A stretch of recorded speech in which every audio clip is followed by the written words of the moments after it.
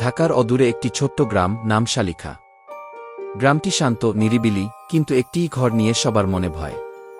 পুরনো পাকা সেই ঘরটিকে সবাই কি নিঃশব্দ ঘর বলে ডাকে। কারণ ঘরটির আশেপাশে কোনো পাখি ডাকে না, কুকুর ঘেঁষে না, এমনকি বাতাসেও সেখানে এক অদ্ভুত স্থবিরতা বিরাজ করে। ঘটনা শুরু হয় এক রাতে।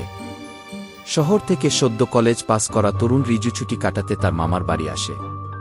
কৌতূহলী রিজু গ্রামের এই ভৌতিক ঘরের গল্প শুনে খুব উত্তেজিত হয়ে ওঠে। আমি কিন্তু কাল রাতেই ওই ঘরে ঘুমাবো, ঘোষণা দেয় রিজু। গ্রামের মানুষ, এমনকি তার মামাও অনেক বোঝায়, কিন্তু সে শোনে না।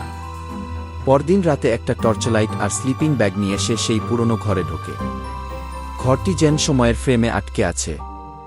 ধুলোমাকড়সার জাল, ভাঙা চেয়ার আর একটা পুরনো আয়না।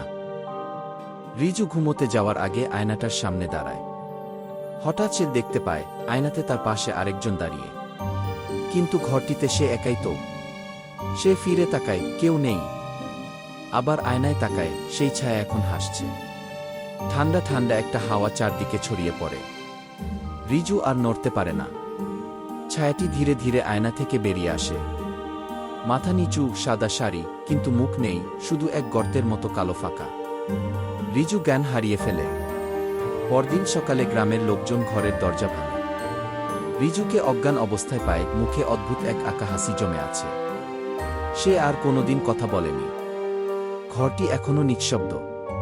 কিন্তু কেউ কেউ বলে, রাতে আয়নার সামনে দাঁড়ালে একজোড়া চোখ তাকিয়ে থাকে তোমার দিকে, তোমার ছায়া নয়, বরং তার, যে আয়নার ভেতর বন্দী আছে চিরকাল।